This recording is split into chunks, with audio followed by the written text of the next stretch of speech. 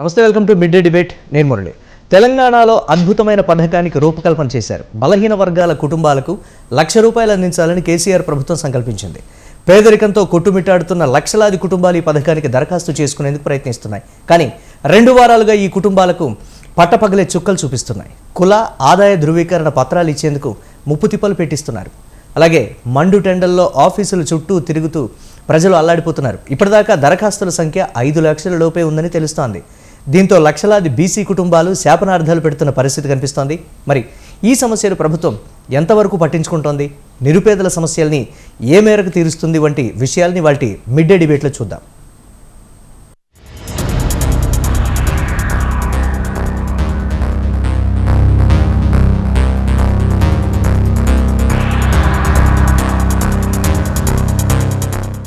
బీసీల్లో కుల వృత్తులకు సంబంధించి ₹1,00,000 కుటుంబానికి ఇస్తామనేటువంటి మాట చెప్పినప్పటి నుంచి కూడా బీసీల్లో ఒక హర్షాతిరేకాలు అయితే వ్యక్తమయ్యాయి. నిజంగా మమ్మల్ని గుర్తించింది బీఆర్ఎస్ ప్రభుత్వం అనేటువంటి మాట కూడా చాలామంది చెప్తున్నారు. కానీ దానికి ఉండేటువంటి ప్రాసెస్ కావచ్చు, అప్లై చేసుకునేటువంటి విధానం కావచ్చు, ఆదాయ కుల ధృవీకరణ పత్రాలకు సంబంధించి జరుగుతున్నటువంటి జాప్యం, ఇటు సర్వర్లు మొరాయించడం, ఇతరత్ర కారణాలు, కొన్ని చోట్ల అధికారులు కూడా అందుబాటులో ఉండటం లేదు. గంటలు కాదు, రోజుల తరబడి రాత్రి వరకు కూడా వేచి చూడాల్సినటువంటి పరిస్థితి ఉంది. గత 15 రోజులుగా ఇదే మా పరిస్థితి. అయినా కానీ ప్రభుత్వం దీనికి సంబంధించి ఎందుకు చర్యలు తీసుకోవడం లేదు?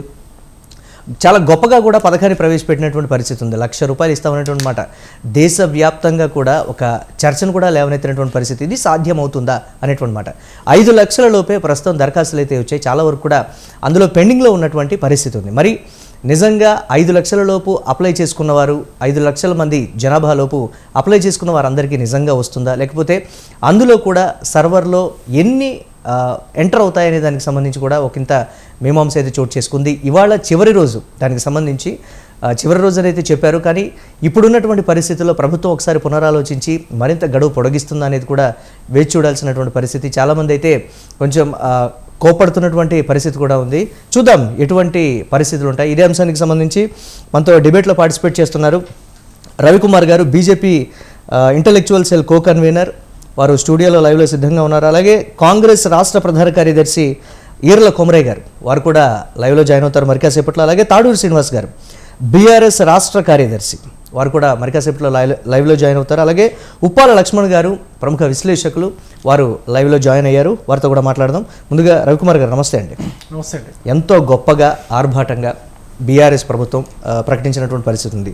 ఒక దళిత బంధు, ఒక గిరిజన బంధు, అలాగే బీసీలకు సంబంధించి కూడా కుటుంబానికి ₹1,00,000 అనేటువంటి మాట చెప్పినప్పుడు ఇది సాధ్యపడదు అని ప్రతిపక్షాలు ముందుగానే చెప్పినటువంటి పరిస్థితి ఉంది. ఎంతవరకు ఇస్తారు, మరో దళిత బంధులాగో గిరిజన బంధులాగో ఏదో తూతు మంత్రంగా చేస్తారనేటువంటి విమర్శలు అయితే వచ్చాయి. కానీ అలా కాకుండా ప్రతిష్టాత్మకంగా తీసుకున్నామనేటువంటి మాట కేసీఆర్ బహిరంగ సభలో కూడా చెప్పారు. ఇప్పుడు దాంట్లో జరుగుతున్నటువంటి జాప్యం ఎలా? ముందుగా స్వతంత్ర న్యూస్ ప్రేక్షకులకు అందరికీ నమస్తే, అండ్ ప్యానలిస్టులకు కూడా నమస్తే. మీరు మాట్లాడుతూ స్టార్టింగ్లో ఓపెనింగ్లో ఏం చెప్పారంటే ఒక అద్భుతమైన పథకం అన్నారు. మరి అద్భుతం ఎలా జరిగిందో, ఎలా ఆ వర్డ్ మీరు వాడారో నాకైతే విచిత్రంగా ఉంది. బట్ అనౌన్స్మెంట్ వచ్చిన తర్వాత బీసీల నుంచి వచ్చినటువంటి మాట నేను చెప్తాను నేను బీసీనే. ఒక కుల సంఘానికి నేను వర్కింగ్ ప్రెసిడెంట్ గా కూడా ఉన్నా. నాకు తెలుసు ఏమేమి బాధలు పడుతున్నారు, ఏం బాధపడుతున్నారు. ఎందుకంటే మురళి గారు, చిన్న విషయం చెప్తాను. బీసీలకు 1,00,000 ఆర్థిక సాయం చేస్తామని చెప్తూనే దానికి ఎంత బడ్జెట్ కేటాయించారు ముందు చూడండి. ఆ బడ్జెట్తో ఎన్ని కుటుంబాలకు ఆ బడ్జెట్ సరిపోతుంది, దాని తర్వాత దానికి ఎలిజిబిలిటీ క్రైటీరియా ఏ విధంగా ఉంది, ఎంతమంది ఎలిజిబుల్ అవ్వగలుగుతారు, ఎంతమంది ఎలిజిబుల్ అవుతే ఎంతమందికి మీరు అది రిలీజ్ చేయగలుగుతారు, విత్ ఇన్ దట్ మీరు పెట్టుకున్న బడ్జెట్లో ఎన్ని రోజుల్లో ఇస్తారు, దాని తర్వాత ఎంతమందికి ఇస్తారు, అసలు బీసీల సంఖ్య తెలుసా, బీసీల్లో ఎంబీసీల సంఖ్య తెలుసా, ఈ రాష్ట్రం మొత్తం మీద ఉన్న బీసీల సంఖ్య దాని తగ్గట్టుగా మీ పథకం ఉందా, ఎంతమందికి మీరు ఇస్తారు. అంటే ఒక చాక్లెట్ ఇచ్చి సంఖలో బ్యాగ్ ఎత్తుకెళ్లే రకం వీళ్ళు బీఆర్ఎస్ వాళ్ళు. చాక్లెట్ చేతిలో పెట్టి సంఖలో ఉన్న బ్యాగ్ ఎత్తుకెళ్లే రకం. అంటే ₹1,00,000 ఇస్తున్నాం బీసీలకు అందరికి అని చెప్పి, అంటే ఈ రాష్ట్రంలో 53% ఉన్న బీసీలకు ₹1,00,000 ఇస్తున్నామని ఒక చాక్లెట్ చూపించి బీసీలు అన్ని ఓట్లు కొల్లగొట్టే యత్నం ఇదంతా. ఎందుకు నేను చెప్తాను వినండి. మీరు దళిత బంధు అన్నారు, రైతు బంధు అన్నారు. దళిత బంధుకి ఏమైనా లిమిటేషన్స్ ఉన్నాయా? దళిత బంధుకి ఏమన్నా డాక్యుమెంట్స్ సబ్మిషన్ చేయాలా, క్యాస్ట్ సర్టిఫికేట్ కానీ, ఇన్కమ్ సర్టిఫికేట్ కానీ, లేకపోతే అంతకుముందు మీరు ఏదైనా పథకంలో 50,000 రూపాయల వరకు బెనిఫిట్ తీసుకుని ఉంటే మీరు ఎలిజిబుల్ కాదు అని దళిత బంధులు అట్లాంటివి ఏమైనా ఉన్నాయా? బీసీ జనాభా ఎక్కువగా ఉంది కాబట్టి ఇటువంటి చెప్తాను, అది అసలు దాంట్లో అట్లాంటిది లేదు. పోనీ రైతు బంధులో ఉందా? సరే పోనీ బీసీ జనాభా ఎక్కువ అనుకుందాం, మరి రైతు బంధులో రైతు బంధు అందరికి ఇస్తున్నారు కదా. రైతు బంధు అసలు నువ్వు పేద గొప్ప దొరలు భూస్వాములు ఎవరికి తేడా లేకుండా అందరికి ఇస్తున్నారు కదండి. 5 ఎకరాలు 2 ఎకరాలు 50 ఎకరాలు 100 ఎకరాలు ఉన్నోడు కూడా ఇస్తున్నారు కదా. దాంట్లో ఎటువంటి లిమిటేషన్స్ లేనప్పుడు బీసీ బంధుకు ఎందుకు మీరు లిమిట్ పెడుతున్నారు? ఇటువంటి కొర్రీలను ఎందుకు పెడుతున్నారు? ముఖ్యంగా నేను చెప్తున్నాను ఇంకోటి, ఇందులో పోనీ అందరికి ఇస్తున్నారా? మీరు ఇస్తుంది కేవలం చేతి వృత్తుల వారికి అని చెప్పారు. అంటే ఇప్పుడు ఎవరైతే ఈ బీసీలలో ఎవరైతే ఈ పొలం పనులు చేసుకుంటారో వాళ్ళకి ఎవరైనా అర్థం. ఇప్పుడు కుమ్మరి అందులో ఇందులో కూడా మళ్ళీ గౌడ, యాదవ, గొల్ల, ఈ మన ఇంకా మున్నూరు కాపు వీళ్ళకి లేదు. ఓకే, మిగతా కులాల వారికే ఈ వారికి గొర్రెల పంపిణీ కానీ ఇతరత్ర కార్యక్రమాలు. నేను ఒక పాయింట్ చెప్తాను. ఇప్పుడు గౌడకి ఎందుకు ఇవ్వరు మరి? సరే వాళ్ళకి వేరే ఉంది అనుకుందాం. యాదవ్కి ఎందుకు ఇయ్యరు? కుర్మాలకు ఎందుకు ఇయ్యరు? మున్నూరు కాపులకు ఎందుకు ఇయ్యరు? ఓన్లీ చేతి వృత్తులు అన్నారు. మరి చేతి వృత్తుల వారికి మీరు ఇస్తామని చెప్పినప్పుడు వాళ్ళైతే నాకు తెలిసి రైతు బంధు పథకాన్ని తీసుకుని ఉండరు. ఎందుకంటే వాళ్ళు చేతి వృత్తులకు పనులు చేసుకుంటారు కాబట్టి, వాళ్ళకి పొలాలు ఏమి ఉండవు కాబట్టి, వాళ్ళు చేసుకునేది కేవలం చేతి వృత్తులు కాబట్టి వాళ్ళకైతే రైతు బంధు వచ్చే అవకాశం లేదు. సరే పోనీ రైతు బంధు వచ్చినా మీరు రైతు బంధు అందరికీ కూడా ఎటువంటి ఆదాయ సర్టిఫికేట్ తీసుకోకుండా, దానికి సంబంధించి ఎటువంటి కొర్రీలు పెట్టకుండా రైతు బంధు రిలీజ్ చేస్తున్నారు.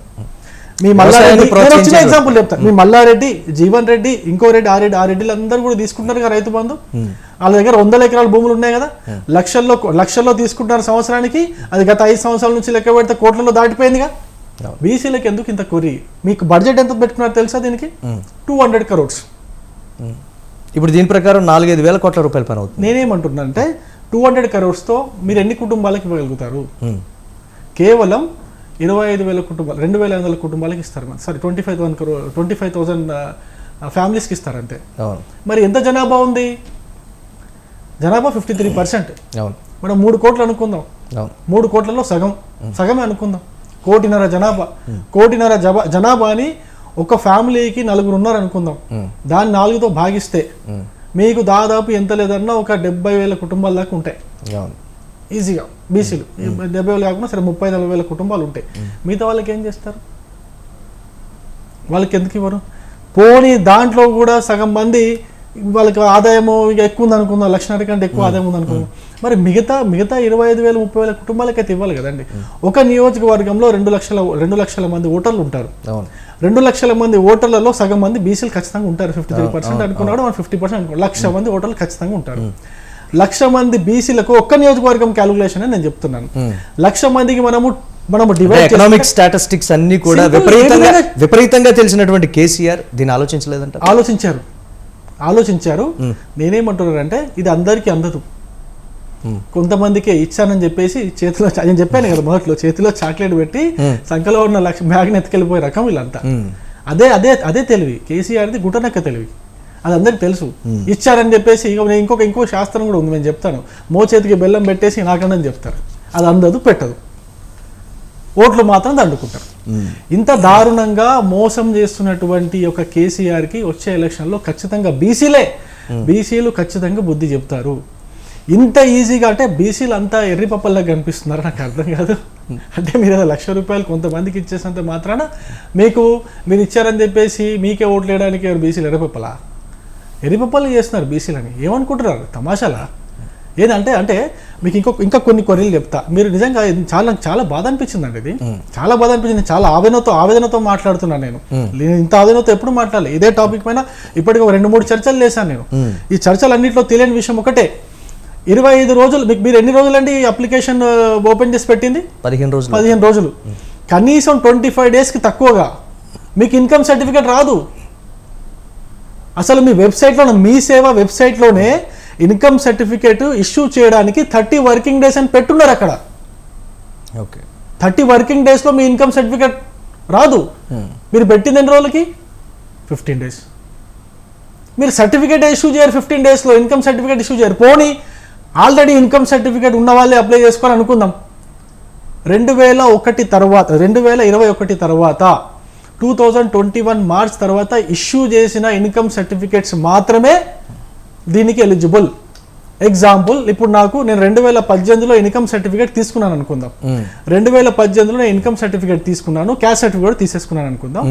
అయినప్పటికీ ఇప్పుడు నేను మళ్ళీ ఫ్రెష్గా ఇన్కమ్ సర్టిఫికేట్ తీసుకొని నేను ఈ యొక్క పథకానికి అప్లై చేసుకోవాలి, దరఖాస్తు చేసుకోవాలా? లేకపోతే రాదు. నేను మళ్ళీ మీ సేవ పోవాలా? మళ్ళీ నేను అప్లై చేసుకోవాలా? దానికి 30 రోజులు టైం. అసలు ఎక్కడ చిత్తశుద్ధి ఉందండి మీకు ఇవ్వడానికి? ఇది మోసం చేయడానికి తప్ప, బీసీలను మోసం చేయడానికి తప్ప ఇక్కడ చూద్దాం. అంటే ఎటువంటి స్టాటిస్టిక్స్, అంటే ఎన్నికల స్టంటేనా లేకపోతే నిజంగా బీసీలను గుర్తించారా అనేది కూడా ఒక మాట అయితే. కానీ బీఆర్ఎస్ చెప్తున్నటువంటి మాట ఏంటి అని అంటే, కేసీఆర్ ఏది చేసినా కానీ ఆర్థిక పరంగా కావచ్చు లేకపోతే ఇతరత్ర అన్ని వర్గాలని 1 by 1 గుర్తిస్తూ వస్తూ ఉంటారనేటువంటి మాట బీఆర్ఎస్ నేతలు చెప్తుంటారు. బీఆర్ఎస్ ప్రభుత్వం ఎంతో ఆర్భాటంగా లేకపోతే ఎన్నో హంగులతో బీసీలను మేము గుర్తించాము, ఖచ్చితంగా వారికి కులవృత్తులకు సంబంధించి, మేము చేతి వృత్తులకు సంబంధించి వారికి ₹1,00,000 మేము ఇస్తామనేటువంటి మాట అయితే చెప్తోంది. బట్ ఆ ప్రాసెస్లో జరుగుతున్నటువంటి జాప్యం కావచ్చు లేకపోతే చోటు చేసుకుంటున్నటువంటి పరిణామాలు కావచ్చు, అప్లై చేసుకుంటున్నటువంటి వారు నిట్టూర్పులు కూడా నిట్టూరుస్తున్నటువంటి పరిస్థితి అయితే ఉంది. చూద్దాం. ఇదే అంశానికి సంబంధించి బీఆర్ఎస్ నుంచి తాడూరి శ్రీనివాస్ గారు, వారితో మాట్లాడే ప్రయత్నం చేద్దాం. శ్రీనివాస్ గారు నమస్తే అండి. నమస్తే అండి. బీఆర్ఎస్ ప్రభుత్వం ప్రవేశపెట్టినటువంటి బీసీలకు ₹1,00,000 చేతి వృత్తులకు సంబంధించి సర్వర్లు మొరాయించడం కావచ్చు, అధికారులు అందుబాటులో లేకపోవడం కావచ్చు, సర్వర్ల మీద విపరీతమైనటువంటి ఒత్తిడి, దరఖాస్తు చేసి 11 రోజులు అవుతోంది, ఇప్పటికీ కూడా ఎటువంటి దానికి సంబంధించి మెసేజ్లు రావడం కానీ సర్వర్లో అసలు ఎంటర్ చేశారా లేదా అనేటువంటి కొంచెం కన్ఫ్యూజన్. ఏం చెప్తారు దీనికి సంబంధించి? ఇవాళ లాస్ట్ డే దానికి సంబంధించి. ఈ రోజు లాస్ట్ డేట్. సో తప్పకుండా మనం ఏ స్కీమ్ తీసుకున్నా మీరు ఒకటి అబ్జర్వ్ చేయండి, మేము నిరంతర ప్రక్రియగా తీసుకుంటాం. తప్పకుండా మనం సాచురేషన్ మోడ్కి వెళ్ళేంత వరకు ఇస్తాం. సో ఇప్పుడు వచ్చినంత వరకు వాటిని స్క్రూటినైజ్ చేసుకోవడానికి కొంత అవకాశం ఏర్పడుతుంది. మళ్ళీ మంత్రి గారు సమాలోచనలు చేస్తా ఉన్నారు, ముఖ్యమంత్రి గారికి నివేదిస్తారు. ఈ రోజు వరకు జరిగినటువంటి అన్ని సంఘటనలు మా మంత్రి గారు మళ్ళొకసారి ముఖ్యమంత్రి గారికి నివేదించి ఇప్పుడు ఏమేమి ఇబ్బందులు కలిగినాయో అవన్నీ కూడా తొలగించుకొని మళ్ళీ ఈ స్కీమ్ ని ముందుకు తీసుకుపోయే దిశగా ఈ ప్రభుత్వం ఎల్లవేళలా బీసీల పక్షాన పనిచేస్తుంది. మీరు దళిత బంధు తీసుకున్నా, ఇంకో స్కీమ్ తీసుకున్నా, మాది అంచెలంచెలుగా నిరంతరంగా ఈ ప్రక్రియ కొనసాగుతుంది. ఇది ఒక రోజు గురించి తెచ్చింది కాదు. మీరు చూడండి, తెలంగాణ రాష్ట్రంలో తీసుకున్నటువంటి ప్రతి ఒక్క సంక్షేమం యొక్క పథకం ఈ రోజు ఎవరు రేపు అధికారంలో ఉన్నా గానీ ఈ రోజు దేశవ్యాప్తంగా కూడా ఇవి అమలు పరిచేటటువంటి విధానంగా ఉంటాయి తప్ప ఒక పర్మనెంట్ గా రాబోయే తరాల వరకు ఇచ్చేంత వీలుగా ఉంటాయి ఈ పథకాలన్నీ కూడా. అయితే ఇప్పుడు వృత్తిదారులకు ₹1,00,000 ఇవ్వడంలో ఏంటంటే, ఇప్పుడు పూసల వాళ్ళు ఒక గంప మనం పెట్టుకొని అమ్ముకోవడానికి ఒక 50-60 వేల రూపాయలతో వారు జీవనోపాధి రోజు సేల్స్ ఉంటాయి. అదే రకంగా ఒక కుమ్మర వృత్తిదారులకు ₹1,00,000 ఒక వీల్ గానీ, కరెంట్ ఎలక్ట్రికల్ వీల్ గానీ ఇటువంటి రావడానికి అవకాశం ఉంటుంది. అదే విధంగా బార్బర్స్ కానీ, చాకలి వాళ్ళకి కానీ ఈ రోజు వాషింగ్ మిషన్స్ అవన్నీ కూడా ఇన్స్టాలేషన్ కి ఉపయోగపడుతుంది. సో తప్పకుండా గతంలో మీరు చూసినారు, బీసీ సంక్షేమ పథకాలు అనగానే ఒక ఇస్త్రీ పెట్టె ఇచ్చేసి, అది ఒక టేబుల్ ఇచ్చేసి, అదే రకంగా మంగళవాళ్ళు అంటే ఏదో ఇది ఇచ్చేసి ఒక డబ్బాల కత్తెర్లు అవి దువ్వెళ్ళు పెట్టి ఇచ్చేసే విధంగా కాకుండా ఈ రోజు మేము కొంత సైంటిఫిక్ గా ఒక ₹1,00,000 ఈ రోజు ఉన్న పరిస్థితులలో వారికి అవసరం అవుతుంది కాబట్టి ఆ రకంగా స్కీమ్స్ తీసుకోవడం జరిగింది. ఇవి కాకుండా కూడా మేము అనేక పథకాలు ఇండివిజువల్ క్యాస్ట్ లకు కూడా మేము అనేక పథకాలను చేస్తా ఉన్నాం.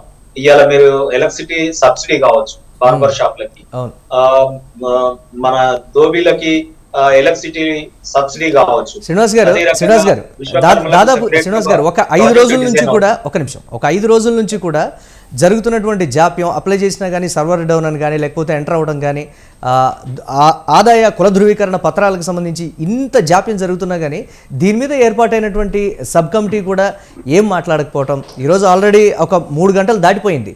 ఇప్పటి వరకు కూడా ఈ పథకాన్ని మేము పొడిగిస్తున్నాము, గడువును మేము పొడిగిస్తున్నాము అనేటువంటి దానికి సంబంధించి కూడా ఎవరు ప్రభుత్వం నుంచి ఇప్పటి వరకు స్పందిస్తున్నటువంటి పరిస్థితి లేదు. దీని ఎలా చూడాలి? ఇప్పుడు గడువు ముగింపు ఇంకా మన సాయంత్రం వరకు ఉంది. ఇది అయిపోయిన తర్వాత ఇప్పుడు మీ మీడియాలో ఎట్లాగో ఇప్పుడు మీ అన్ని సలహాలు తీసుకుంటాం. దీన్ని తప్పకుండా రేపు సమీక్షించుకుంటారు. రేపు సమీక్షించుకుని రేపో ఎల్లుండో మళ్ళీ మనం ఏ రకంగా ముందుకు పోతే బాగుంటుందో నిర్ణయాలు జరుగుతాయి. ఇట్లా ఇంకా కైపోనే లేదు, అప్పుడే మనం తీసుకోవాల్సినటువంటి అవసరం లేదు కదా. నేను తప్పకుండా ప్రభుత్వం అన్నాక ప్రజలు ఏ ఇబ్బందులు పడ్డారో వాటిని సమీక్షించుకుంటూ ముందుకు తప్పకుండా పోతాం. ఇది నిరంతర ప్రక్రియ, మీరు దాంట్లో అర్థం చేసుకోండి. ప్రభుత్వం యొక్క ఈ పథకం ఏదైతే ఉందో నిరంతరం మేము అంచెలంచెలుగా ప్రతి బడ్జెట్ లో కేటాయింపులు చేసుకుంటూ ముందుకు పోయేటటువంటి పథకం ఇది. ఏదో ప్రతిపక్షాలు చేస్తున్న విమర్శలు తూతూ మంత్రంగా దళిత బంధు విధంగానే ఇది కూడా ఉంటుంది అనేటువంటి కొన్ని విమర్శలు కొంతమంది చేస్తున్నటువంటి ఒకటి వినండి. నేను ఈ రోజు ప్రభుత్వంలో నేను ఉన్నాను కాబట్టి చెప్తా ఉన్నాను. ఇంతకు ముందు మేము మన 50,000 రూపాయలు 100% సబ్సిడీతో ఇచ్చినాం. ఇది విదేశాలకు వెళ్లే విద్యార్థులకు 10 లక్షల రూపాయలు 20 లక్షల రూపాయలు 100% సబ్సిడీతో ఇస్తాము. 20 lakhs ఇలా 10 లక్షలు కూడా 100% సబ్సిడీతో. అంటే మళ్ళీ ప్రభుత్వం అనేది రీకలెక్ట్ చేసేటటువంటి మెకానిజం లేదు. ఇంతకుముందు ఏంటంటే ఒక బీసీగా ఒక బ్యాంకుల చుట్టూ 1 లక్ష రూపాయలు లోన్ ఇస్తే 1 లక్ష రూపాయలలో 80% గవర్నమెంట్ ఇచ్చేది సబ్సిడీ, 20% బ్యాంక్ వాడు ఇచ్చేది. సో ఆ 20% కు బ్యాంకుల చుట్టూ తిరిగి చెప్పులగేలా ఈ స్కీమ్లకు లబ్ధిదారులని కాకుండా పోయిన ప్రభుత్వాలలో ఇంప్లిమెంట్ చేసే ఉద్దేశం లేక, గత ప్రభుత్వాలకు ఆ ఉద్దేశం లేక ఏం చేశారంటే బ్యాంక్ లింకేజ్ పెట్టి, మేము ఇప్పుడు ఆ బ్యాంక్ లింకేజే లేదు కదా. 1 లక్ష రూపాయలు ఇచ్చినామంటే తిరిగి 1 రూపాయి కూడా మళ్ళీ గవర్నమెంట్ కట్టాల్సినటువంటి అవసరం లేదు. అంటే 100% సబ్సిడీ స్కీమ్ ఇది. సో స్కీమ్ ని మేము మోడిఫై చేసుకున్నాం. గత ప్రభుత్వాల కంటే ఇచ్చేటటువంటి స్కీములు ప్రభుత్వాలు ప్రజలకు ఇబ్బంది లేని విధంగా మేము చేసుకొని ముందుకు పోతాం. రైట్ శ్రీనివాస్ గారు. ఇక ఈర్ల కొమరయ్య గారు ఉన్నారు, కాంగ్రెస్ ఈర్ల కొమరయ్య గారు ఉన్నారు, కాంగ్రెస్ రాష్ట్ర ప్రధాన కార్యదర్శి. కొమరయ్య గారు నమస్తే అండి. నమస్కారం అండి. కొన్ని చోట్ల కాంగ్రెస్ పార్టీ ప్రజల పక్షాన ఈ ఆదాయ కుల ధృవీకరణ పత్రాలలో జరుగుతున్నటువంటి జాప్యం విషయంలో కూడా పోరాటాలు చేసినటువంటి పరిస్థితి ఉంది. మెదక్ జిల్లాలో కూడా కాంగ్రెస్, దీనికి సంబంధించి కాంగ్రెస్ ఏ విధంగా చూస్తుంది జరుగుతున్నటువంటి జాప్యానికి, చేస్తున్నటువంటి విమర్శలకు సంబంధించి? సార్, ఇది కేసీఆర్ గారు ఇది నాటి చూసి వాత పెట్టినట్టుగా ఎలక్షన్లను దృష్టిలో పెట్టుకొని ఇలా బీసీ బంద్ అని పెట్టాడు. వేరే నేను ఆయన విమర్శించడం అని కాదు, వాస్తవంగా ఇలా బీసీ బంధు అనేది ఎస్సీ బంధు ఇచ్చాడు. ఆ ఎస్సీ బంధు కంప్లీట్ గా అందరికీ రాలేదు. ఇది ఏదైతే ఉందో బీసీ బంధు కూడా కొన్ని కులాలకే, అందరికీ వర్తించకుండా ఈరోజు ఏదైతే బిలో పావర్టీ కింద ఉన్న వాళ్ళకు ఉండో దాన్ని వాళ్ళు ఎంక్వైరీ చేసి వాళ్ళు చేసే చేతి వృత్తుల వరకు ఇస్తే బాగుంటది. దీంట్లో కూడా ఇవాళ ఎమ్మెల్యేలు కానీ మంత్రులు కానీ పైరోలతో జరుగుతుంది. ఇది అబద్ధం కాదు, ఇది నిజం. మీరన్నట్టుగా ఇవాళ ఈ దానికోసం డేట్ పెట్టి ఈ యొక్క సమయం పెట్టి సమయం ఇప్పటికీ అయిపోతా ఉంది. ఇప్పటికి ఇంకెవరు అప్లై చేసుకోలేదు. దాని మీద మీరన్నట్టుగా కొంచెం సడలింపు అనేది ఇస్తే ఇంకా బాగుండేది. కాంగ్రెస్ పార్టీ ఏదైతే ప్రజా సంక్షేమ పథకాలను మా శ్రీనివాస్ గారు చెప్తున్నారో, ఏదైతే 104 కానీ 108 కానీ ఫీజు రియంబర్స్మెంట్ కానీ అవి ప్రజా సంక్షేమం ఇద్దరు మంచిగా చెప్పండి. వాటన్నిటి పుట్టుపడేసిండు. ఇలా 108 కు డ్రైవర్లు కట్టలేరు, దాంట్లో డీజిల్ లేదు, వెహికల్స్ నడుస్తలేవు. ఏమనంటే ప్రజా సంక్షేమ పథకాలు ఈయన పెట్టిన మొత్తం ప్రతిదీ కాంగ్రెసే వాటి తుమ్మలో వస్తున్నారు సార్ వాళ్ళు. వీళ్ళంతా అసలు ప్రజా సంక్షేమ పథకాలను ముందు తీసే ప్రయత్నం లేదు. నేను పట్టిన కుందేలకు 3 కాలే అనే విధంగా కేసీఆర్ గారు ప్రవర్తిస్తూ ఉన్నారు. ఆయన చెప్పిందే వినాలి. ఆయనకు ఎదురు తిరిగే పరిస్థితి కూడా వీళ్ళకి ఎవరికి లేదు. ఎవరు తప్పు ఒప్పుటి చెప్తామనే విషయం కూడా వీళ్ళు చెప్తే ఆయన వినే పరిస్థితి లేదు. కాబట్టి ఒంటెద్దు పోకుండా రేపు ఎలక్షన్ దృష్టిలో పెట్టుకొని ప్రజల గురించి కేసీఆర్ కి తెలిసినంతగా ఎవరికి తెలియదు అనేటువంటి మాట బీఆర్ఎస్ నేతలు చెప్తుంటారు. అందుకే వారికి మేము ఎటువంటి సలహాలు ఇవ్వడానికి కానీ లేకపోతే సూచనలు చేసేటువంటి పరిస్థితులు ఉండవు అనేటువంటి మాట కాదంటారా? ఎందుకంటే నేను కాదంటాను, అవునంటారా? కాదు సార్, ఆయన అతనికి ఎదురు చెప్తే ధైర్యం వెళ్ళకుండా తప్పైన ఒప్పైన తప్పు కానీ ఒప్పు కానీ అతన్ని ఇది మంచి పద్ధతిగా పరిధిని మనం ఇట్లా చేయాలని చెప్పే అసలు కనీసం ప్రతి వాళ్ళు కూర్చొని ఏదైనా ఒక క్వశ్చన్ ఎదురు అడిగితే ఏమైనా అక్కడ దాపరిస్తాడు ఏ ప్రచారాన్ని దాన్ని బెదిరిస్తూ ఉంటాడు. నేను కళ్ళతో చూస్తున్నాను కదా అందరూ ఆయన చేసే పనులు ఏం చేస్తుంది. ఇవల్ల ఆయన ప్రతి ఒక్కరిని బెదిరించి ఆయన దానిలో తీసుకొచ్చి ఇలా ఎలక్షన్ మళ్ళా 100 అబద్ధాలను పెళ్లి చేసి 1000 అబద్ధాలను కొడుకును సీఎం చేయడానికి రేపు ఏ రకంగా పవర్ లోకి రావాలనే ఉద్దేశంతో ఇవన్నీ ప్రవేశపెడతా ఉన్నాడు. 1000 రూపాయలు వాళ్ళు 1000 రూపాయలు ఇప్పుడు ఎందుకు చేసామో ఇంతకుముందు పెట్టచ్చు కదా. ఆయన దగ్గర చాలా లాజిక్ ఉందండి. వాస్తవంగా అన్ని తెలిసిన వ్యక్తి ఎప్పుడు ఏం చేయాలో అది చేస్తారు. అబద్ధాల ఆలోచన దిట్ట ఆయన మించిన వ్యక్తి లేదు ఈ ప్రపంచంలో. రాజకీయాల్లో అవన్నీ ఎస్ కుమరయ్య గారు, రాజకీయాల్లో అవన్నీ కూడా కామన్. అందులో కేసీఆర్ స్టైలే వేరే విధంగా ఉంటుంది, అది ప్రత్యేకించి చెప్పాల్సినటువంటి పని లేదు. రైట్ అండి. ఇక అనలిస్ట్ ఉప్పాల లక్ష్మణ్ గారు ఉన్నారు, వారితో మాట్లాడదాం. లక్ష్మణ్ గారు నమస్తే అండి. నమస్తే. ఎస్, ఇప్పుడు జరుగుతున్నటువంటి దానికి సంబంధించి ప్రతిపక్షాలు కావచ్చు, అధికార పార్టీ కావచ్చు చెప్తున్నటువంటి వెర్షన్, ఒక అనలిస్ట్గా ఏం చెప్తారు దీనికి సంబంధించి? జరుగుతున్నటువంటి జాప్యం, లేకపోతే ఎన్నికల స్టంట్గా అభివర్ణిస్తున్నటువంటి మాట, జరుగుతున్నటువంటి జాప్యంలో ఇదంతా కూడా ఏదో బాహటంగా ఆర్భాటంగా ఏదో ప్రకటించారు, కానీ అంతా కూడా ఒక దీనికి సంబంధించి ఊరికనే ప్రజల్ని ఆకట్టుకోవడం కానీ, లేకపోతే బీసీలను తన వైపు తిప్పుకునేటువంటి పరిస్థితుల భాగంగానే కేసీఆర్ వేసినటువంటి ఒక ఎత్తు, ఒక కదిపినటువంటి ఒక పావు అనేటువంటి మాట. ఇప్పుడు ఇందులో రాజకీయ వ్యూహం లేదు అనుకున్నాము. లేదు అనుకున్నప్పుడు సమాజంలోని వెనకబడిన వర్గాలు, అంటే ఎస్సీ, ఎస్టీ, బీసీ, మైనార్టీ వర్గాలు అందరినీ కలుపుకున్నా వాళ్ళందరికీ నిరుద్యోగులకు ప్రత్యేకించి, అంటే చదువుకున్న నిరుద్యోగులకు ఉద్యోగాలు అందరికి ఉద్యోగాలు ఇచ్చే పరిస్థితి వీలు లేదు. కాబట్టి వాళ్ళ జీవన ప్రమాణం, అంటే వాళ్ళ సొంత కాళ్ళ మీద వాళ్ళు జీవించే విధంగా వాళ్ళని ఆదుకోవటంలో తప్పేమీ లేదు. ఆదుకోవాలి, ఆదుకొని సొంత కాళ్ళ మీద నిలబడగలిగితే వాళ్ళ కుటుంబాన్ని పోషించుకొని ముందుకెళ్ళిపోతారు. మరి ఈ చిత్తశుద్ధి ఉన్నప్పుడు, నిజంగా పేద బడుగు బలగిన వర్గాలను ఆదుకోవాలని ఉన్నప్పుడు ప్రభుత్వ విధానం ఎప్పటి నుంచి మొదలు కావాలా? అధికారంలోకి వచ్చిన మరుసటి రోజు నుంచే మొదలు కావాలి. కేవలం ఎన్నికలు ఏడాది ఎందుకు వీళ్ళకి ఆలోచనలు వస్తాయి? ఇక్కడ నేను ఒక తెలంగాణ రాష్ట్రం గురించి చెప్పడం లేదు. కేంద్రంలో బీజేపీ పరిపాలనలో కానీ, పక్క రాష్ట్రంలో ఆంధ్రప్రదేశ్ లో కానీ ఎక్కడైనా కూడా, ఇప్పుడు కర్ణాటక మొన్న ఎన్నికల్లో చూసాం ఏం జరిగింది, కాంగ్రెస్ పార్టీ ఎలాంటి ప్రవేశపెట్టింది అని. వీళ్ళకి ఎన్నికల సమయం అప్పుడే ఇవన్నీ గుర్తుకొస్తున్నాయి అంటే మనం ఏమని భావించాలి? మీరు ఓటర్లకు గాలం వేసి మళ్ళీ తిరిగి అధికారంలోకి రావాలి. అధికారంలోకి వచ్చిన తర్వాత మళ్ళీ ఏం జరుగుతుందో మనకు తెలియదు. తర్వాత పరిస్థితులు, అధికారం ముఖ్యం అంతే, వచ్చేయాలి. వచ్చేయాలంటే ఏం చేయాలి? ఇవాళ ఎన్నికలు కాస్ట్లీ అయింది. ఎన్నికలు కాస్ట్లీ అయినప్పుడు డబ్బు ఖర్చు పెట్టాలంటే రాజకీయ పార్టీలకు పోటీ చేసే నాయకులు కోట్లు కావాల్సిన పరిస్థితి ఇవాళ ఉంది. దీనికి బదులు ప్రజల పన్నుల ద్వారా వసూలు చేసిన డబ్బునే, ప్రభుత్వ డబ్బునే మనము ఓటర్లకు ఇచ్చి ఓట్లు ఎందుకు వేయించుకోకూడదు అనేటువంటి ఆలోచన విధానం ఇవాళ అన్ని రాజకీయ పార్టీలు కలిగి మొదలుపెట్టారు. సంక్షేమం పేరుతో బంధువులు, రైతు బంధు అని, ఇవన్నీ దళిత బంధు అని పేర్లు పెడుతూ కార్యక్రమాలు చేస్తారు. మంచిది. ఇప్పుడు ఇక్కడ ఇప్పుడు అందరికీ సాధ్యం కాదు, మళ్ళీ అదే ప్రభుత్వం చెప్తున్నది. దానికి నామ్స్ పెట్టారు, అంటే అనేక రెస్ట్రిక్షన్స్ పెట్టారు, అవి పోయాయి. సరే, ఓవరాల్ గా ఒక 5 లక్షల మందికి అనుకున్నాం ఎలిజిబిలిటీ, అంటే అప్లికేషన్స్ వచ్చాయి అనుకున్నాం. మళ్ళీ స్క్రూటీ జరుగుతుంది. యాక్చువల్ గా ఈ రోజు చివరి తేదీ అని ఏం ప్రకటించలేదు ప్రభుత్వం. ఈ రోజు వరకు అప్లికేషన్లు పెట్టుకుంటే ఈ రోజు నుంచి స్క్రూటినీలోకి వెళ్తాము. స్క్రూటినీ వెళ్ళి 4వ తేదీన రిజల్ట్స్, అంటే ఎవరెవరు ఎలిజిబిలిటీ ఉంది, అంటే ఈ అప్లికేషన్ తో పాటు అనేక డాక్యుమెంట్లు అప్లోడ్ చేయమన్నారు కదా, అవన్నీ స్క్రూటినీ చేసి తర్వాత మేము 4వ తేదీన ఎవరికి శాంక్షన్ చేస్తున్నామో ఆ లిస్టు ప్రకటిస్తాము అనేది ప్రభుత్వ విధానం. అంటే ఇది కంటిన్యూ ప్రాసెసే, ఇంతటితో ఎండ్ కాకపోవచ్చు, మళ్ళీ కూడా ఇస్తామని చెప్పొచ్చు. అయితే మళ్ళీ ఇస్తామనే సమయానికి ఇక ఎన్నికలు వచ్చేస్తాయి, అందువల్ల మళ్ళీ 2వ విడత ఇచ్చేదానికి సమయం సరిపోకపోవచ్చు అని భావిస్తున్నా. 1వ విడత అయితే గ్యారంటీగా ఇస్తారు. మళ్ళీ ఎన్నికల తర్వాత ఏమో కంటిన్యూ చేయొచ్చు, చేయకపోవచ్చు అనేది ఆ వచ్చిన ప్రభుత్వాన్ని బట్టి ఉంటుంది. మళ్ళీ కొత్త ప్రభుత్వం వస్తే వాళ్ళు ఏం చేస్తారో తెలియదు. ఈ ప్రభుత్వం కంటిన్యూ అయితే ఈ స్కీమ్ కంటిన్యూ చేసే అవకాశాలు ఉన్నాయా లేదనేది అప్పుడు చెప్పాల్సి వస్తుంది. ఇక్కడ చేతి వృత్తుల వారికి 1,00,000 రూపాయలు ఇస్తున్నాము.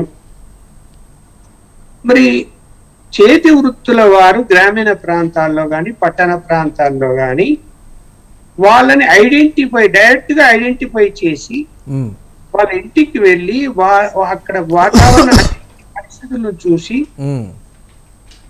ఎన్రోల్మెంట్ చేస్తే యాక్చువల్ గా ఎవరైతే ఎలిజిబిలిటీ ఉన్నారో వాళ్ళు బయటికి వస్తారు, వాళ్ళు ఐడెంటిఫై అవుతారు, ఇవ్వచ్చు అనుకున్నాం.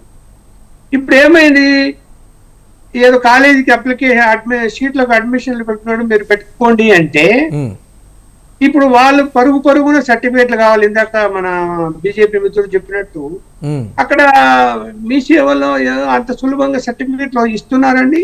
తర్వాత ఇన్కమ్ సర్టిఫికేట్ ఇప్పుడు ప్రభుత్వం పెట్టిన నిబంధనలో ఏది తప్పలేదు, నేనైతే అన్నిటిని సమర్థిస్తున్నా. ఎందుకంటే ఎలిజిబిలిటీ అనేది ఖచ్చితంగా ఫిక్స్ చేయాలి, లేకపోతే కోటేశ్వర్లో మళ్ళీ వచ్చి ₹1,00,000 లేకుండా పోతుంది. అందువల్ల ఏంటంటే అందులో ఇన్కమ్ రెస్ట్రిక్షన్ ఉండాలి, తర్వాత ఏజ్ ఉండాలి, తర్వాత క్యాస్ట్ కు సంబంధించిన సర్టిఫికేట్లు ఇవన్నీ అడగాలి, అవన్నీ తీసుకొని స్ఫూర్తి చేయాలి. అందులో ఎవరికి ఏంటి అనేది రాజకీయాలకు అతీతంగా సెలెక్షన్ చేయాలి. ఇది జరగాలి అన్నప్పుడు సమయం ఎక్కువ ఇవ్వాలి. వీళ్ళకి ఏంటి సమయం ఎక్కువ ఇవ్వడానికి ఛాన్స్ లేదు, ఎందుకంటే ఎన్నికలు పరిగెత్తు వస్తున్నాయి. అందువలన తక్కువ సమయం పెట్టారని భావిస్తున్నాను. మరి ఇలాంటప్పుడు మీరు రేపొద్దున సెలక్షన్స్ లో కొంతమందికే సెలెక్ట్ చేసి వదిలేశారు అనుకోండి, మిగతా వాళ్ళు ఎలిజిబిలిటీ కాదనో రకరకాల కారణాలతో, అలాగే చాలా మంది అప్లికేషన్లు పెట్టుకోలేకపోయినారు ఈ రోజుల వరకు టెక్నికల్ ప్రాబ్లమ్స్ వచ్చి. ఇప్పుడు ఈ రాజకీయ పార్టీకి రేపు ఎన్నికలకు పోయినప్పుడు ఇప్పుడు మనం ఒక వీధిలో 10 ఇళ్ళు బీసీలు వరుసగా ఉన్నాయనుకున్నాం, 10 ఇళ్లలో 2 ఇళ్ళకే వచ్చాయనుకున్నాం. అది ప్రచారం అయిపోతుంది కదా మా ఇద్దరికి వచ్చాయని. అయినప్పుడు మిగతా 8 మంది పాజిటివ్ గా ఉంటారా నెగిటివ్ గా ఉంటారా? మాకు కూడా వస్తాయి అనేటువంటి ఒక పాజిటివ్ గానే ఉంటారు. అరే మళ్ళీ ఏమో ఎలా చెప్తావు, ఎన్నికలు వచ్చిన తర్వాత ఈ స్కీమ్ ఉంటుందో ఉండదో, ఈ ప్రభుత్వం వస్తుందో రాదో, ఇవి కూడా ఆలోచిస్తారు కదా. ప్రజలేం మామూలుగా ఆలోచిస్తారా ఇవాళ జనము? అందువల్ల ఏంటంటే కొంత నెగిటివ్ కూడా వచ్చే అవకాశం ఉంది దీనివల్ల. ఈవెన్ రైతు బంధులో కూడా నెగిటివ్ వచ్చింది. ఇప్పుడు అన్ని చోట్ల అంతమందికి అందనప్పుడు మాకెందుకు ఇవ్వలేదు అనేటువంటిది చర్చ చాలా వీడియో కూడా చూశాను నేను సోషల్ మీడియాలో. చాలా మంది విమర్శలు. అంటే ఇప్పుడు ఉన్నటువంటి అంచనా ప్రకారం 4.6 లక్షల మంది, దాదాపు 5 లక్షల లోపు దరఖాస్తులు అయితే వచ్చాయి. ఇప్పటి వరకు ఉన్న వాటిని స్క్రూటినీ చేస్తే సగానికి సగం తీసినా కానీ ఉన్నట్టుండి ఇప్పటికిప్పుడు 2,500 నుంచి 3,000 కోట్ల వరకు అవసరమయ్యేటువంటి పరిస్థితులు ఉంటాయి. మరి రాష్ట్ర ఖజానా కావచ్చు, లేకపోతే బీసీలకు వారి యోగక్షేమాల కోసం కేటాయించినటువంటి డబ్బు ఒక 200 కోట్ల రూపాయలని రవికుమార్ గారు చెప్పారు. కానీ అసలు సాధ్యాసాధ్యాలు అవుతాయా, లేకపోతే దళిత బంధు తరహాలోనే కొన్ని కుటుంబాలకి విడతల వారీగా పరిమితం చేస్తారనేటువంటి ఒక క్వశ్చన్ కూడా ఉంది. రైట్, మాట్లాడదాం దీనికి సంబంధించి. లక్ష్మణ్ గారు, రవి గారు, మీరు ఇందాక ఏదో చెప్తూ తాడూరు శ్రీనివాస్ గారు మరి లేనట్టున్నారు డిబేట్లో, ఆయన చూసినట్టున్నారు. ఒక ప్రశ్న అడగదలుచుకున్నా. ఆయన ఇంతకుముందు ఎంబీసీ కార్పొరేషన్కి చైర్మన్ ఉండే ఆయన, తాడూరు శ్రీనివాస్ గారు, ఆయన ఎక్స్ చైర్మన్ ఉండే. అయితే ఎలక్షన్స్ వచ్చే ముందే బీసీలను ఏ విధంగా మోసం చేస్తున్నాడని చెప్పడానికి ఒక 2 ఉదాహరణలు మీకు నేను చూపిస్తా. మొట్టమొదటిది ఇప్పుడు తీసుకొచ్చిన జీవో, ఈ ₹1,00,000 సంబంధించిన తీసుకొచ్చిన జీవో. ఇది జీవోలో ఇప్పుడు ఎలక్షన్స్ ముందే కదా, దీంట్లో అంతకుముందు ఏదైతే ఈ బీసీలకు సబ్సిడీ స్కీమ్స్ ఉండినాయో, అంటే మిషనరీ కొన్నప్పుడు, రా మెటీరియల్ కొన్నప్పుడు సబ్సిడీ ఉండే 80%, 60%, 70% సబ్సిడీ ఉండే. అది అప్ టు 5 lakhs వరకు సబ్సిడీ పోయేది. వాటికి సంబంధించిన అప్లికేషన్స్కి ఎంతమందికి ఇచ్చారు, ఎంతమంది డ్యూ ప్రాసెస్లో ఉన్నారు, వాళ్ళ పరిస్థితి ఏంటి అనేది దీంట్లో ఎక్కడ కూడా రిఫరెన్స్ మెన్షన్ చేయాలి ఈ జీవోలో. ఇది లేటెస్ట్ జీవో, మీరు కావాలంటే మీరు చూడొచ్చు. దీంట్లో అక్కడ పైన రిఫరెన్స్ ఇస్తారు, మామూలుగా ఎక్కడే పోలేదు. అయితే ఇదే బీసీలను మోసం చేయడానికి అంతకుముందు 2018లో ఎలక్షన్స్ టైంలో మార్చిలో 2018 మార్చిలో ఇంకో జీవో తీసుకొచ్చారు. ఏంటి, ఇదే సబ్సిడీ స్కీమ్. ఏంటి సబ్సిడీ అంటే ₹1,00,000 వరకు కొంటే యూనిట్ కాస్ట్ 80% సబ్సిడీ, 2 lakhs వరకు యూనిట్ కాస్ట్ ఉంటే 70% సబ్సిడీ, అప్ టు 5 lakhs వరకు మాక్సిమం 5 lakhs సబ్సిడీ. అది మిషనరీ కాస్టింగ్ వచ్చేసి అప్ టు 12 lakhs వరకు ఉండొచ్చు. Maximum subsidy 5 lakhs. అంటే ఈ జీవో ఎప్పుడు తీసుకొచ్చారు? 2018 మార్చ్ ఎలక్షన్స్ టైంలో తీసుకొచ్చారు. కరెక్ట్గా ఒక 6 నెలల ముందు తీసుకొచ్చారు. అయితే దాంట్లో ఏం మెన్షన్ చేశారంటే అంతకంటే ముందు 2015, 16, 17లో ఎవరైతే అప్లై చేసుకున్నారో, ఎవరికైతే వాళ్ళు ఇంకా డ్యూలో ఉండిందో, అంటే 2015, 16లో అప్లై చేసుకున్న వాళ్ళకి డ్యూలో ఉండిందో వాళ్ళందరికీ కూడా మళ్ళీ ఫ్రెష్గా అప్లై చేసుకోవచ్చు అని 2018 జీవోలో పెట్టారు. పెట్టిన తర్వాత ఏం చేశారు, ఈ జీవోని ఇష్యూ చేశారు. 2018లో జీవో ఇష్యూ చేసిన తర్వాత అందరికీ అవకాశం ఇచ్చారు. 2015లో అప్లై చేసుకున్న వాళ్ళకి, 16లో అప్లై చేసుకున్న వాళ్ళకి, 17లో అప్లై చేసుకున్న వాళ్ళకి అందరికీ ఇచ్చి ఈ 2018 జీవో ప్రకారం ఎంతమందికి ఇచ్చారనేది ఇంతవరకు లెక్కలు లేవు. దాదాపు 9 లక్షల వరకు అప్లికేషన్స్ వచ్చాయని చెప్పేసి వినికిడి, బట్ ఇక్కడ కూడా రికార్డ్స్ లేవు, బట్ వచ్చింటాయి ఖచ్చితంగా. ఇప్పుడు దీనికి 4 లక్షలు వచ్చింటాయి అంటే దానికి 9 లక్షలు ఈజీగా వచ్చింటాయి. వచ్చిన తర్వాత ఎంతమందికి ఇచ్చారు ఇంతవరకు లెక్కలేదు, ఇంతవరకు లెక్కలేదు. ఎక్కడ కూడా దానికి సంబంధించిన ఒక 600 కోట్ల రూపాయలు ఏదో ఇష్యూ చేశారు, విడుదల చేశారు ఈ లోన్లకు సంబంధించి అనేది మాత్రమే రికార్డు ఉంది. అది కూడా మొన్న బడ్జెట్ వాళ్ళు ఖర్చులు చూపించినప్పుడు 607 కోట్ల రూపాయలు చూపించారు అంతే. యాక్చువల్గా 12,000 కోట్ల రూపాయలు దీనికి కేటాయించారు బీసీ ఫెడరేషన్స్ కి, బీసీ కార్పొరేషన్స్ కి. అది ఎంతవరకు ఖర్చు చేశారు? 607 కోట్ల రూపాయలు ఖర్చు చేసినట్టు చూపించారు. మిగతా చూస్తున్నాయి కానీ కుల వృత్తులకు, చేతి వృత్తులకు వివిధ రూపాల్లో ఇస్తున్నట్టు ఏ విధంగా మోసం నేను చెప్తాను, అది కూడా ఏ విధంగా మోసం చేస్తున్నది కూడా చూపిస్తాను. మొత్తం అర్థం చూపిస్తాను, నేను టెన్షన్ లేదు, తొందరగా పడకండి, నేను కొంచెం టైం ఇవ్వండి నాకు ప్లీజ్.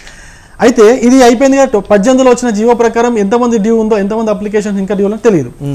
ఇప్పుడు తీసుకొచ్చిన దాంట్లో మరి అప్పుడు అప్లై చేసుకున్న వాళ్ళందరికీ ఇప్పుడు ఇస్తారా ఇయ్యరా, ఆ అప్లికేషన్స్ కన్సిడర్ చేస్తారా చేయరా, దీంట్లో ఎటువంటి మెన్షన్ లేదు ఈ జీవోలో. దాని తర్వాత ఇప్పుడు మీరు అంటున్నారు బీసీలకు కొన్ని పథకాలు ఇస్తున్నారు కదా, టాడీ టాపర్స్ కి లేకపోతే గొల్ల కుర్మలకి. ఇప్పుడు కుర్మలకి ఈ షీప్ పథకం, గొర్రెల పథకం ఇస్తున్నారు. గొర్రెల పథకంలో ఏ విధంగా ఇస్తున్నారు? అక్కడ 43,000 రూపాయలు ముందు డీడీ కట్టించుకుంటున్నారు లబ్ధిదారు దగ్గర నుంచి. డీడీ కట్టించుకున్న తర్వాత ఆ డీడీ కలెక్టర్ దగ్గర ఉంటుంది. సో ఈ సంఘాల ద్వారా ప్రతి ఊర్లో, మండల్లో, జిల్లాలో సంఘాలు ఉంటాయి, వాళ్ళ ద్వారా కలెక్టర్ దగ్గరికి ఫైనల్గా డీడీ వెళ్తుంది. ఈ process it will take 2 to 3 months. అంటే డీడీ ప్రభుత్వానికి అందడానికి అఫీషియల్ గా కలెక్టర్ దగ్గరికి ఆ డబ్బు వచ్చిందని చెప్పుకోవడానికి 2 to 3 months పడుతుంది. దాని తర్వాత గొర్రెలు గ్రౌండింగ్ చేయడానికి ఇప్పటికే 2వ విడత గొర్రెలు మునుగోడులో ఏదో ఆధారబాధారగా చేశారు 7,000 యూనిట్లు. అసలు మునుగోడులో కొన్ని ఏదో యూనిట్లు రిలీజ్ చేసేసి వదిలేసుకున్నారు, అక్కడికే పెండింగ్ ఉన్నాయి, ఇంకా అవే రాలేదు ఇంతవరకు. ఇప్పుడు మళ్ళీ 43,000 కట్టించుకుంటున్నారు. సంవత్సరానికి వస్తే అది తెలియదు, 2 సంవత్సరాలకు వస్తే అది తెలియదు, అసలు ఈ ప్రభుత్వం మళ్ళీ వస్తుందా లేదా తెలియదు. కానీ ఎవరైతే గొర్రెల కాపర్లు 43,000 రూపాయలు డీడీలు కట్టారో అప్పులు తెచ్చి కట్టారు, తాకట్టు పెట్టి తెచ్చి కట్టారు. వాళ్ళ భార్య మెడల్లో ఉండే పుస్తల ఉంటుంది కదా, పుస్తల తాడును తాకట్టు పెట్టి మరి ఆ 43,000 తీసుకొచ్చి డీడీలు కట్టారు. మరి వాటికి ఇంట్రెస్ట్ అవుతుంది కదా. ఆ ఇంట్రెస్ట్ అమౌంట్ ఇప్పటికే నేను చెప్తున్నాను చూడండి, ఇప్పటికే కొన్ని అంతకుముందు 2వ విడతలు కట్టిన అమౌంట్ ఇంట్రెస్ట్తో కలిపి డబుల్ అయిపోయినాయి. 32,000 కడితే ఇప్పుడు 70,000 రూపాయలు వాళ్ళు అడుగుతున్నారు ఇంట్రెస్ట్ కట్టిపి. ఇప్పుడు 43,000 కట్టించుకున్నారు, దీనికి ఇంకో 1,00,000 రూపాయలు అయ్యేంత వరకు గొర్రెలు రౌండ్ కాదు, గొర్రెలు రావు, పెట్టదు.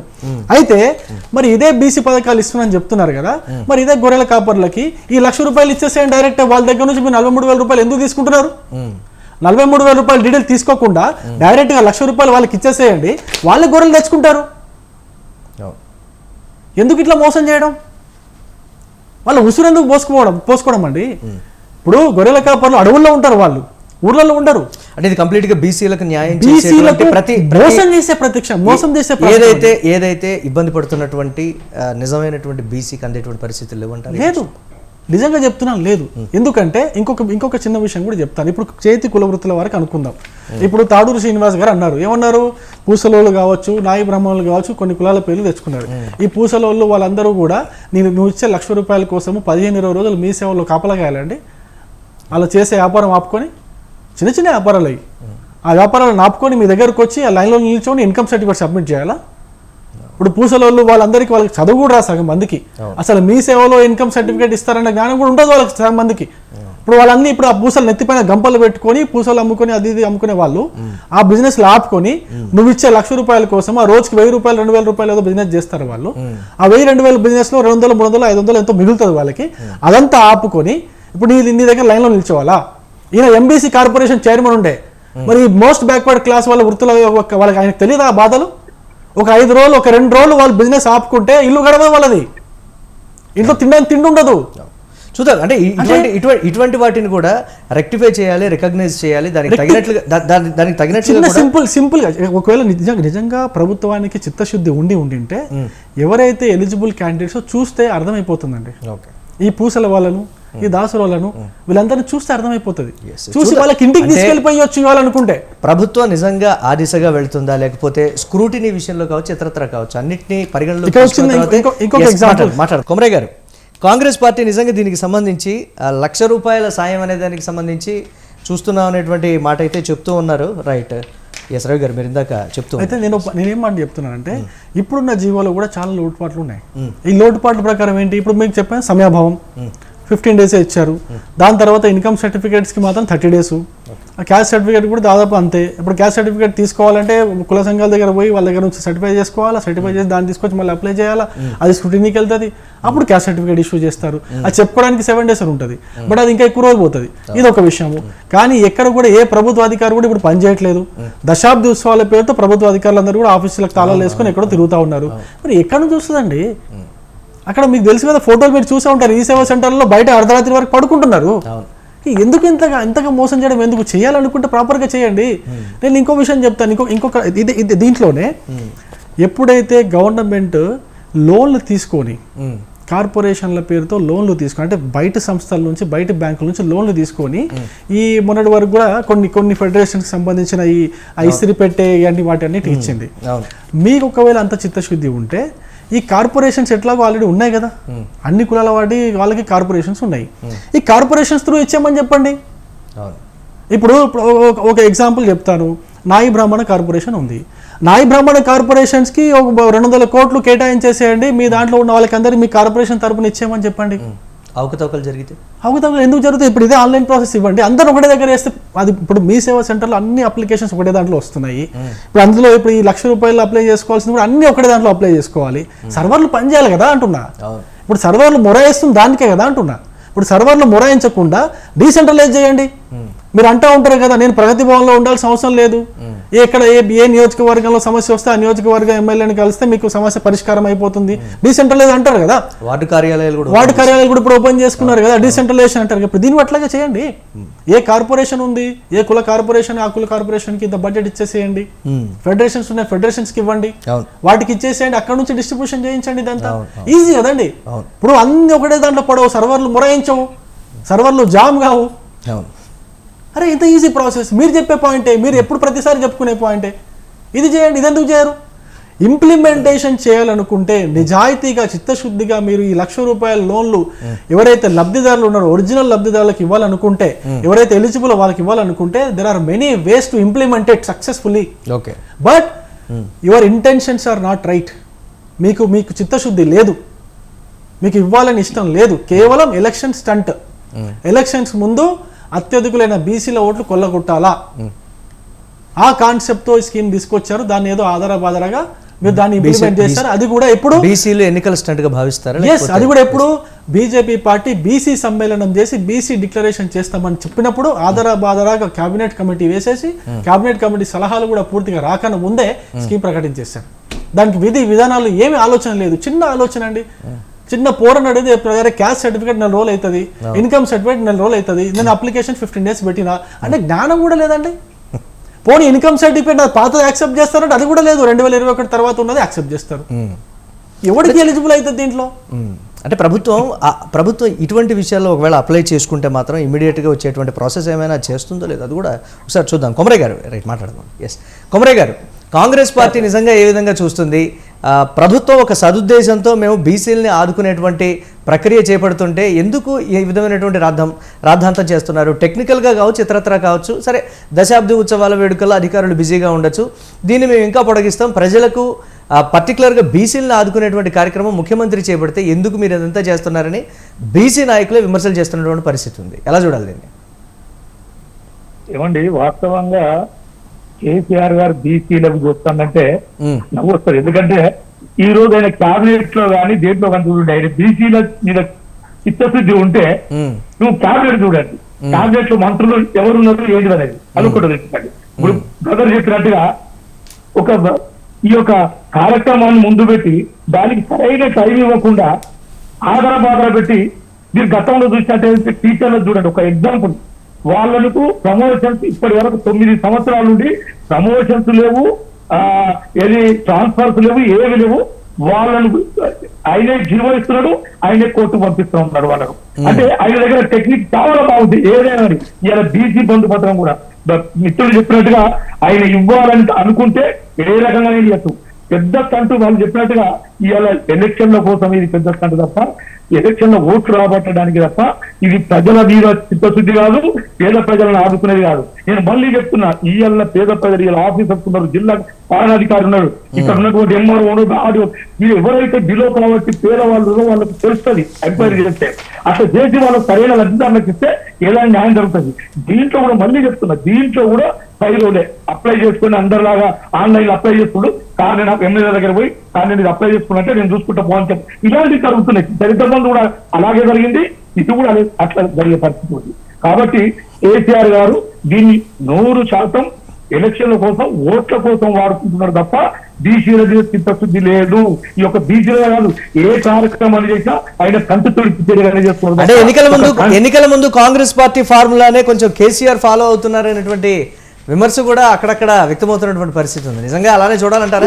ఎందుకంటే 100% సార్, మన కర్ణాటకలో ఏదైతే మేనిఫెస్టోలో పెట్టినా చేసినాక లేడీస్ బస్ ఇవన్నీ జరుగుతూ ఉన్నాయి కదా, ఆయన భూములు పుట్టుకున్నాయి తప్పకుండా. అక్కడ వచ్చి పక్క రాష్ట్రంలో కాంగ్రెస్ వచ్చేసరికి రేపు ఎట్టి పరిస్థితుల్లో పని అయిపోయింది. ప్రజలు కూడా డబ్బులు తీసుకుంటారు, దగ్గర అన్ని తీసుకుంటారు. ఇది ఎట్లా గుణపాఠం చెప్పాలి అంటే సాధ్యాసాధ్యాల మీద లేదు, ఒక నిమిషం కొమరయ్య గారు, సాధ్యాసాధ్యాల మీద ప్రజలకు అక్కడ ఒక అవగాహన ఉంది.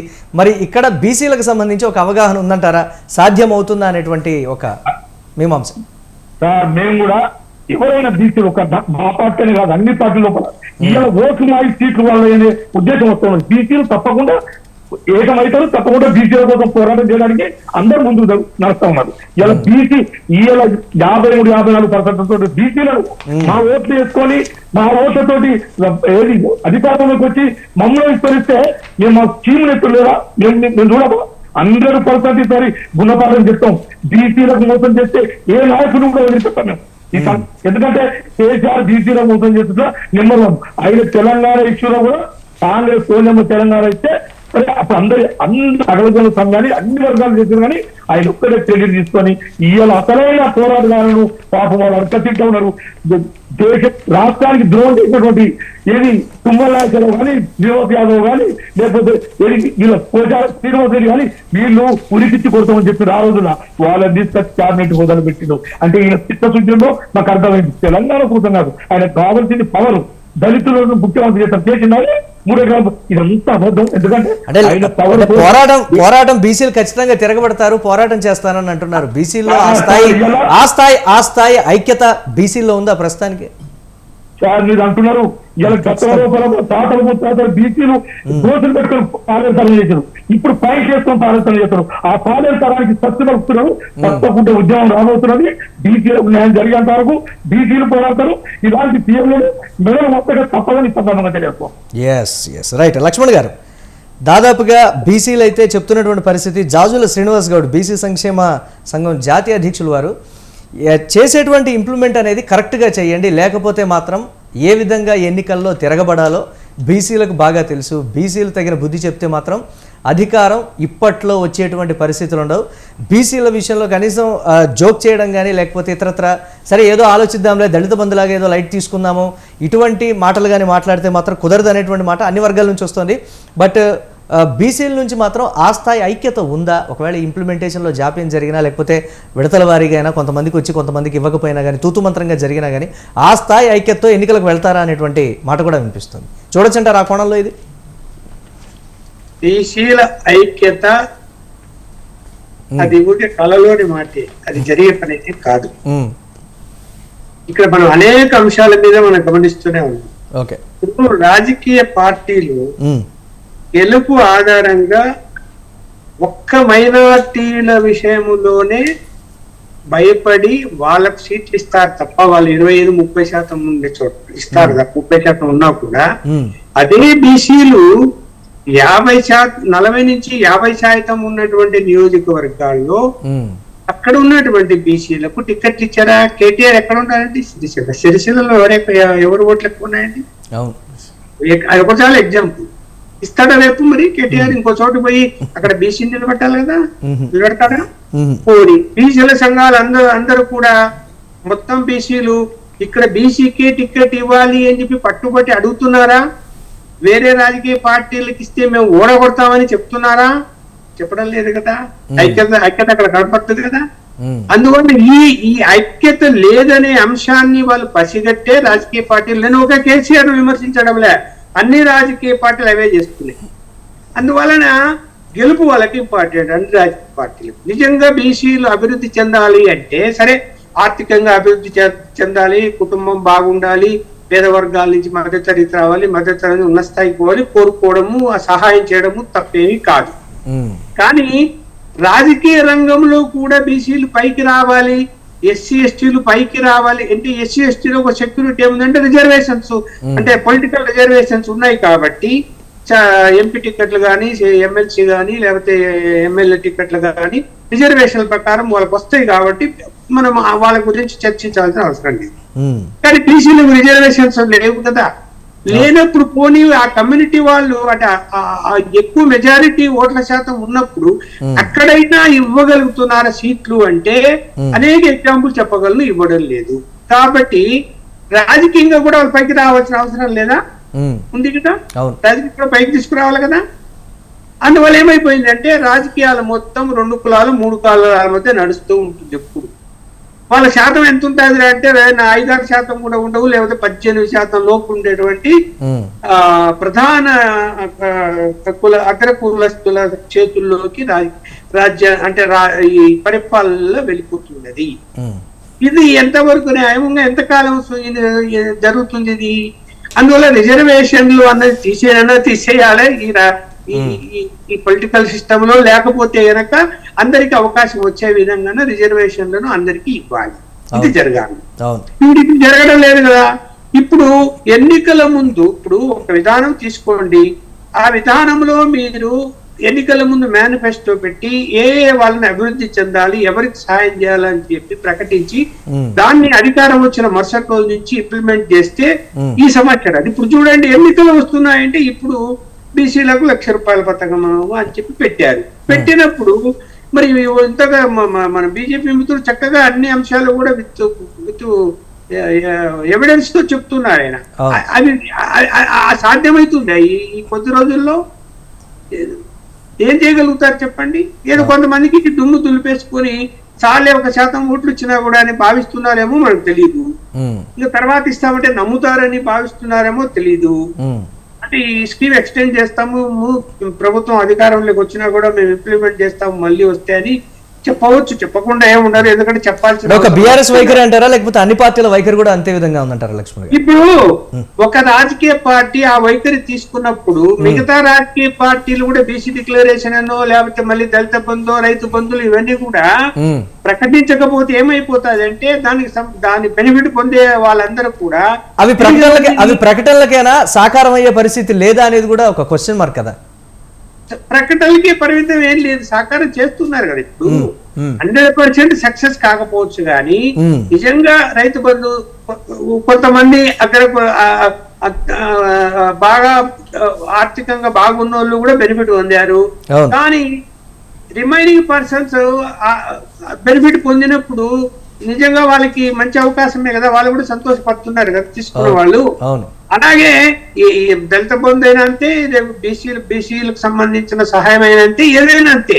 సహాయం అందిన వాళ్ళైతే సంతోషపడతారు, వాళ్ళకి చేయూత ఇచ్చినట్టే కదా ప్రభుత్వం. అందువలన ఇక్కడ చెయ్యాలన్నా చేయకూడదా, రాష్ట్ర ఆర్థిక పరిస్థితి ఏంది, మరి ఆర్థిక పరిస్థితి తట్టుకుంటుంది. మీరు అన్నట్టు ఇందులో సగం మందికి ఎలిజిబిలిటీ ప్రకటించినా కూడా 2,000 కోట్ల పైన కావాలి అంటే ఎక్కడి నుంచి తీసుకురాగలుగుతారు? బడ్జెట్ లో ఎక్కడుంది? ఇందాక మన మిత్రుడు క్లియర్ గా చెప్పారు 200 కోట్లు కేటాయించారు. 2,000 ఎక్కడ, 200 కోట్లు ఎక్కడ? అంటే సెలెక్ట్ అయిన వాళ్ళు 10%కి 10% మందికి ఇవ్వగలుగుతారట కదా, మిగతా 90% మందికి ఇవ్వలేని పరిస్థితి వస్తుంది కదా.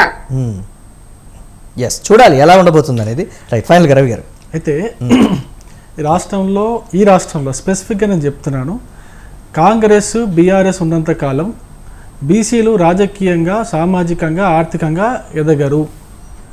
ఇది ఆల్రెడీ ప్రూవ్ అయింది.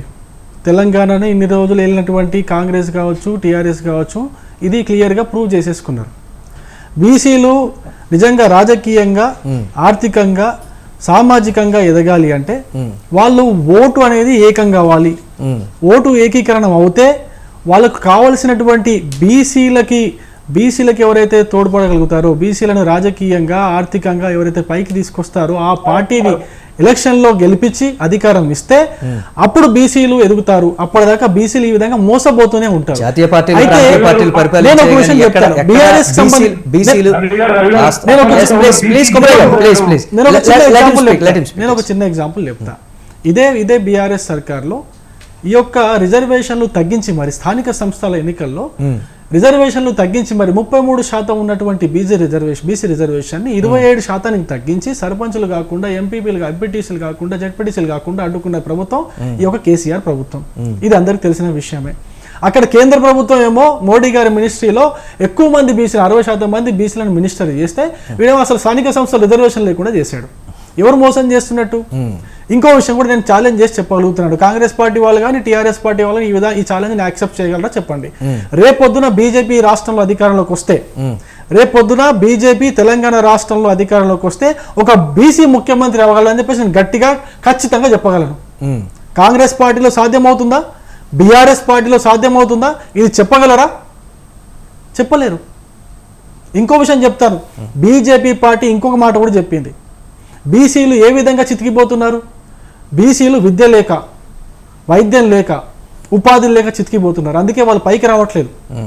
ఎందుకు? వాళ్ళు చేసుకునే వృత్తిపరంగా వాళ్ళు దాంట్లోనే ఉండిపోవడం వల్ల విద్య లేకుండా పోతుంది.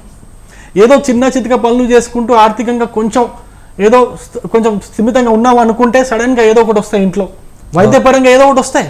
ఆ వైద్యపరంగా ఏదో ఒకటి రావడం వల్ల అప్పటి వరకు వాళ్ళు చేసుకున్నటువంటి సేవింగ్స్ అన్ని కూడా మొత్తం పోతాయి. విద్య లేకపోవడం, వైద్యం లేకపోవడం వల్ల బీసీ కుటుంబాలన్నీ కూడా నాశనం అయిపోతున్నాయి. కాబట్టి ఈ విషయాన్ని గమనించినటువంటి బీజేపీ పార్టీ ఏం చెప్పిందంటే, రేపొద్దున బీజేపీ పార్టీ తెలంగాణలో అధికారంలోకి వస్తే విద్యా వైద్యాన్ని రెండింటినీ కూడా ఉచితంగా అందిస్తామని చెప్పింది. దీనివల్ల మొట్టమొదట బెనిఫిట్ పొందేవాళ్ళు బీసీలే. అప్పుడు బీసీలు చూడండి, బీసీలు అప్పుడు రాజకీయంగా బయటకు వస్తారు, రాజకీయంగా బయటకు వస్తారు, సామాజికంగా బయటకు వస్తారు, ఆర్థికంగా కూడా స్ట్రాంగ్ అవుతారు. అందుకే బీసీలందరికీ రాష్ట్రంలో, తెలంగాణ రాష్ట్రంలో ఉన్న ప్రతి ఒక్క బీసీకి నేను రిక్వెస్ట్ చేస్తున్నాను, నేను విజ్ఞప్తి చేస్తున్నాను. బీజేపీకి అధికారం ఇవ్వండి. బీసీల యొక్క సామాజిక, రాజకీయ, ఆర్థిక స్తోమతకు బీజేపీ మాత్రమే పాటుపడగలుగుతుంది. వేరే పార్టీలన్నీ మోసం చేస్తాయి. అందుకే మీరు బీజేపీని ఆదరించండి, బీజేపీకే ఓటు వేయండి. ఎన్నికలప్పుడు మాత్రం రాజకీయ పార్టీలన్నీ కూడా బీసీ మంత్రాన్ని జపిస్తూ ఉంటాయి తప్ప అధికారంలోకి వచ్చిన తర్వాత బీసీలని పట్టించుకునేటువంటి పరిస్థితులే లేవని చాలా మంది కూడా చెప్తున్నటువంటి మాట. చూద్దాం రవి గారు ఏ విధంగా ఉండబోతుంది అనేది. రైట్, థ్యాంక్ యూ రవి గారు, కొమరయ్య గారు, శ్రీనివాస్ గారు, లక్ష్మణ్ గారు మిడ్ డే డిబేట్లో పార్టిసిపేట్ చేసినందుకు. మొత్తం మీద ఇప్పటి వరకు అయితే ఇదే చివరి రోజు ఆ గడువుకి అనేటువంటి మాట అయితే చెప్తున్నారు. మరి క్యాబినెట్ సబ్ కమిటీ దీనికి సంబంధించి ఇప్పటివరకు కూడా ఎక్కడ స్పందించినటువంటి దాఖలాలు లేవు. ఇప్పటికైనా సరే వారు దీనికి సంబంధించి ఆలోచించి గడువుని పొడిగిస్తే బాగుంటుంది అనేటువంటి మాట అయితే వ్యక్తమవుతోంది. లేకపోతే తూతూ మంత్రంగా ఈ కార్యక్రమాన్ని మాత్రం చేపడితే మాత్రం బీసీల ఆగ్రహాన్ని చవి చూడాల్సి వస్తుంది. ఎన్నికల్లో దానికి రిజల్ట్ కూడా మేము చూపిస్తామనేటువంటి మాట బీసీల నుంచి అయితే వ్యక్తమవుతున్నటువంటి పరిస్థితి. ఇది వాళ్ళ mid day debate. Keep watching స్వతంత్ర.